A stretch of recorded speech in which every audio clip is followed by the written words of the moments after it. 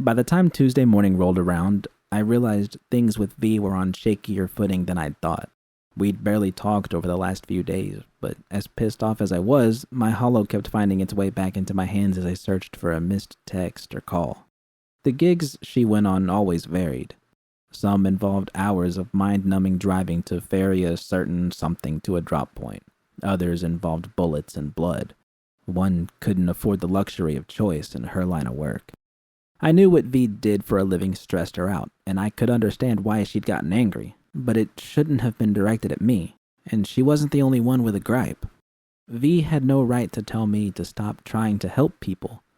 That was exactly the kind of gonk thinking that made Night City such an unbearable hellhole, and we would have real problems if she honestly thought I wasn't pulling my own weight. But who was I kidding? We already had real problems. We weren't making forward progress. We'd gone out every morning for the last couple of years to bust our asses for some hard-earned eddies. Did we have anything to show for it? The answer was depressing. Our lives were a bizarre ritual we'd patched together. I'd come home late after a shift and find her passed out on the couch, relieved to see she was safe, but disappointed we couldn't spend time together. We might get an hour or two in the mornings before we had to part. It was routine, and while there was comfort to be found in it, the last few mornings had deviated from pattern. Now when I woke, I was greeted only by a sad feeling of isolation. I checked my holo again. Still nothing. I was sitting at the kitchen island, tapping my fingers against the counter. We'd forgotten to pick up groceries over the weekend, and my eyes begged for caffeine we didn't have. The apartment was as silent as it had ever been. I wondered if V understood just how taxing it was to keep up with our schedules, or if she simply didn't care the same way I did. I was startled when the door chimed and slid open. V appeared to be more fatigued than usual as she walked inside clutching a pair of coffees in her hand. I smiled, even as a wave of guilt washed over me. How could I have possibly thought she didn't care? Please tell me one of those is for me. V finished kicking out of her boots and glanced at me. Her eyes looked completely drained. It depends. Are you gonna stay angry at me? Only if you stay angry at me. V lumbered into the kitchen and set the coffees on the counter. After shrugging off her jacket and tossing it next to my own, she turned to look at me. I'm sorry about the other day, she said. It wasn't much of an apology, but considering she was beat to shit and I wasn't faring much better, well, beggars couldn't be choosers.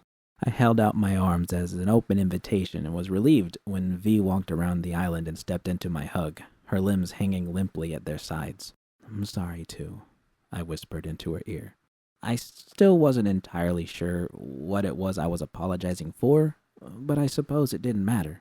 As soon as V wrapped her arms around me, I'd forgotten my anger. It had been days since we'd shown each other any affection, and something about that didn't feel right. This wasn't how relationships were supposed to be. A small whimper escaped my throat when V pulled away. Now, you can have your coffee. I chuckled as she handed me my cup. One thing I loved about store-bought coffee was that it always tasted better than brewing my own. I thought you might have been out on a gig, I ventured. Nah, I've got a few hours before I need to head out, but I won't be back until late. Again. Anything interesting? V shrugged. Pretty standard clep job. Some gonk swiped a shipment of neocortine out of the back of a dealer's van in Westbrook. So what do you gotta do? Just get it back? The glimmer of happiness I'd seen in V's eyes had faded. She glanced uncertainly at the counter before looking back at me. Gotta get it back and send a message to the thief. The dealer who's paying for the job wants his arms hacked off as trophies. A wave of nausea washed over me. How the hell had we come to this?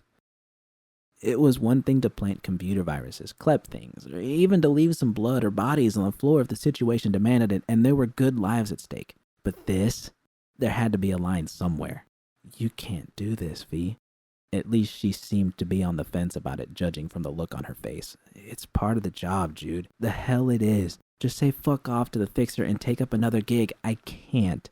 If I tell the fixer to fuck off, then my name won't be worth shit anywhere in Westbrook. And that kind of stink gets round. I could end up having to whore myself off on Jig Jig Street just to make a few eddies. V stopped. She'd seen the disapproving look in my eye. I tried to keep my voice level. This is wrong. I love you, V. Promise me you won't do this. Jude, it's a big payday. Really fucking big, and we need those eddies. I pulled V into my arms, resisting the urge to throttle her at the same time. To make sure she would look me in the eyes, I rested my palms on her cheeks. Not like this, we don't. Promise me. V tried to shake her head, but I held firm, sensing I was on the verge of breaking through to her. Finally, she rolled her eyes. Fine. Fuck. Wakako's gonna have my ass over this. I don't care what Wakako says. Your ass belongs to me. I gave V a peck on the nose, and I'm proud of you. Something flickered behind V's eyes, and I could have sworn I saw a rare hint of blush in her cheeks. So, V grabbed her coffee and sat down next to me. You want to talk about this whole thing with Clouds? My pulse quickened as I realized I'd get a second chance to pitch this. I nodded and took another sip of my coffee before laying it out for her. Okay, so after I talked with Roxanne last week, the doll I ate pizza with, V smirked and tapped the side of her head. Yeah, V. It's nice to see you finally remembered, I jested. Anyway, I got to thinking. There's no way we can cut into Clouds. They're locked up tight and the dolls are running scared. If we were to try anything, it would just end with more blood on the floor like last time. It sounds about right. V nodded in agreement. And then I started thinking about our own problem. I'm spending anywhere from 60 to 70 hours a week under the wreath, and you're, well, shit, V. You were about to go on a gig that would have had you cutting off someone's arm. I told you I was going to pass on that. I know. The point I'm trying to make is, this ain't working. I'm not checking our balance every day, but I'm pretty sure we're not much further along than we were a year ago. V looked away. I tilted my head to follow her gaze, trying to make out the odd expression forming on her face. I gasped when I realized she was on the verge of tears. Thinking back to what I just said, I suddenly understood why. V had to be suffering from a horrible case of whiplash. Don't do terrible things to make some eddies, V. But just so you know, we're not making enough eddies. Fuck. How did I always screw things up so badly? And to top it off, she'd even thought to bring back a peace offering on the form of coffee. Oh no, mi calabacita. I quickly took V by the shoulders and pulled her face towards mine. I didn't mean to make you think it's your fault. I know you're busting your ass every night and scraping together every eddy you can for us. I am, V said pitifully. Damn it. I'd really done a number on her. What I was trying to say is I think I found a way for me to kill two birds with one stone. A way to solve all our problems. V's eyes perked up. What do you mean? All right, just promise me you won't go Nova when I tell you. Okay. You know me. No promises on that front. Indeed. Okay, here it goes. What if I opened up a biz, a braindance recording studio, and offered jobs to the dolls at Clouds? I paused, anxiously awaiting some kind of reaction. All V did was blink. Here's what I'm thinking. I can set up a small studio somewhere and bring the dolls over. Once I get a few scenes scrolled, I can edit them myself and distribute them out of Lizzie's. The dolls will be out of harm's way and get a slice of the action. The claws can't retaliate, and we get a big cut of the eddies, which will help us delta the fuck out of this dive. I needed to take a breather, and it was clear by the way V's eyes were darting about that she was struggling to see the vision I'd articulated. Wait, you want to open a recording studio?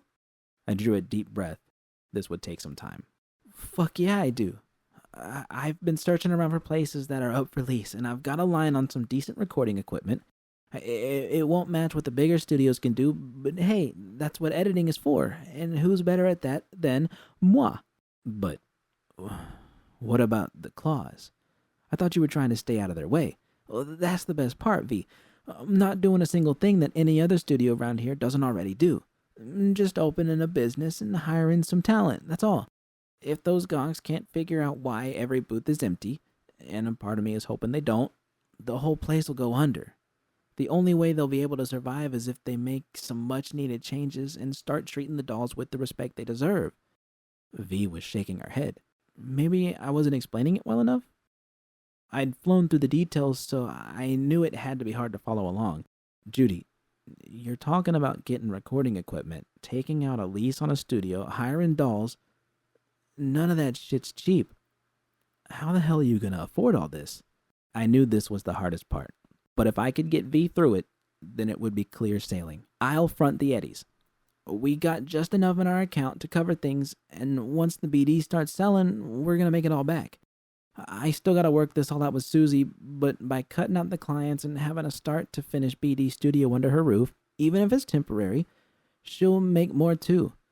Plus, I won't have to keep editing the shady shit she's been throwing my way recently. It's a win-win. I nervously chewed on my lip while waiting for V's judgment. V took her time to consider things before standing up and resting her hands on my shoulders, forcing a smile from me. I could see it in her eyes.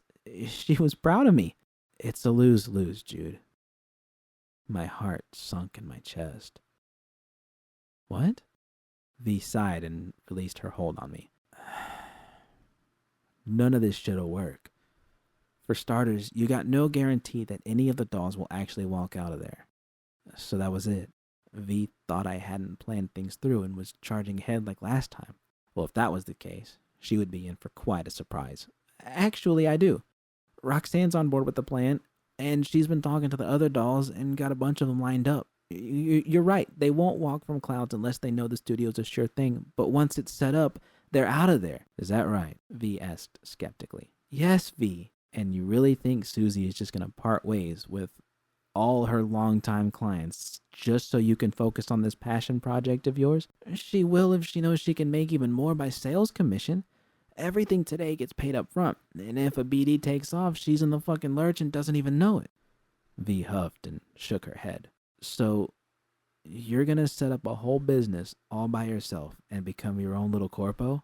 I felt anger seething just beneath the surface.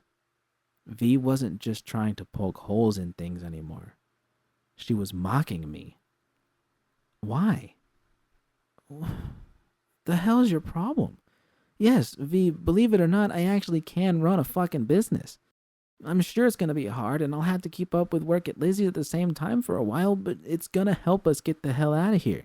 I see, V said in a stern tone. And whose eddies are you going to use to pay for all of this? Ours. I already told you we got enough. V's face suddenly turned red. No, you're going to use my eddies. Eddies that I've hurt, cut, shot, bled, and killed for. And you're going to take them all out and leave us broke on some crapshoot to help a bunch of dolls who can't even take care of themselves? Jesus fucking Christ. Each word was like a knife cutting into my heart. But what was worse was the underlying meaning behind them. You don't believe in me, do you? Her brief moment of hesitation said it all. I don't think it's a good idea, Judy. I crossed my arms over my chest to shield myself, but it was too late. The damage had been done. Well, I do, and I'm gonna go through with it, even if you don't believe in me. V scoffed and swiped her keys off the counter. Since you're gonna piss away all our eddies, I guess there's no sense in me hanging around here any longer, is there? You're leaving? V laughed. She actually laughed as she made her way towards the door. No, Jude, I'm not leaving you. I'm going to go out there and try to scrounge up another gig for today. One that meets your high moral standards. So I can try to shore things up as much as possible before the fucking dam breaks and all our eddies pour out. The front door closed with more force than usual. V hadn't even bothered to take the rest of her coffee with her. Tears pricked at the corners of my eyes, which frustrated the hell out of me. She didn't believe in me. V hadn't said those words, but she hadn't needed to. They still screamed in my ears. I checked the time and cursed. It was really too early to be blowing off some steam, but I needed to. It didn't take long for me to pull up Rita's number. It didn't take long to get to Lizzie's. The sun was creeping higher into the sky by the time I walked around the corner and caught sight of Rita standing near the entrance. Hey, Jude. Good to see you. I forced a smile to my face. You too. Thanks for meeting up with me. It was strange to see Rita wearing loose-fitting sweatpants and a long-sleeve yellow t-shirt. Hell, even I'd managed to throw on a pair of jeans and a black top. I watched as Rita waved her wrist over the biometric panel, the spikes on her forearms coming dangerously close to tearing through the fabric of her shirt. The door opened and she gestured me inside. You got it, doll. It sounds like you had quite a morning. Yeah, I muttered as I stepped inside. You could say that. And don't call me doll. It was nice to have VIP access when the need arose. Susie never checked security cameras, and even if she did, it wasn't anything to get too worked up about. We weren't clepping anything, just a little booze. Rita was impressive behind the bar. Certainly not as skilled as Mateo. He had several years of experience over her, but I would have thought she'd been tending to bars for years. She lifted each bottle with expert precision and had the confidence of someone who'd spent their fair share of time listening to the heartbreak of others. The fact that she knew how to mix an amazing mimosa was just icing on the cake. Rita listened as I vented about everything that had happened. The situation at Clouds, V's reaction, what she had said to me as well as what she hadn't. She nodded or shook her head at all the right moments, as though she already knew the story I was telling her. My glass was nearly empty by the time I finished. This sounds to me like she's got one hell of a stick jammed up her ass. You got that right. I just don't know what the fuck was going through her head. Let me guess. Rita pursed her lips together and whistled. I laughed. It was nice having someone agree with me for a change. I rolled my glass between my palms. It's like all she cares about now are eddies. Like, I get it. The shit she does for a living is harder than what I do, and she's... Don't sell yourself short, Jude. Not. But you don't want to know what I had to talk her out of this morning. Or how many nights I get home and have to drag her to bed because she passed out waiting up for me. Nothing wrong with admitting that her eddies are harder to come by than mine. Rita nodded while I emptied the last of my drink. My nerves had cooled, but V's words still stung. Just really wishing she hadn't said that to me. I looked up at Rita. Is she right? I'm not close to it, Judy. Oh, come on. That's a fucking cop-out. Just answer the question. All right. Yeesh. Don't need to bite my head off. I think you can do it, and it does seem like a good idea. But, it also seems like it would be a pretty long-term arrangement. Kinda odd for someone who I thought wasn't long for Night City. Unless, of course, someone's caught your eye. Ignoring Rita's playful wink, I rested my head in my hands to stop the room from spinning. Rita had obviously mixed the drink on the stronger side. I knew it was a lot to take in, but why had V reacted like that? She'd spent most of her adult life as a merc, and had always adapted to the harsh demands the city demanded of her. But it was clear she was burning the candle at both ends. To climb to the top, one needed to have a stony heart and a keen mind. V was certainly sharp, but her volatile temper made it hard to think things through even when her life depended on it. V also lacked the coldness to have a future in her line of work, but she didn't seem to know it. Her gigs were getting bloodier, yet the eddies weren't pouring in like they should. Add a healthy sprinkling of constant fatigue into the mix and it was a recipe for disaster. But I was no closer to understanding her reaction. The strain we were under wasn't helping matters. Our relationship had lost that spark which had fired it off. We barely talked unless it was about eddies. We were both sleep deprived, and yet she was always trying to stay up for me, and had even been the first to apologize earlier this morning. I snapped out of my thoughts. No, I wouldn't do this to myself again. No matter what was going on in her head, she was the one who'd fucked up. She didn't believe in me. I looked at my holo.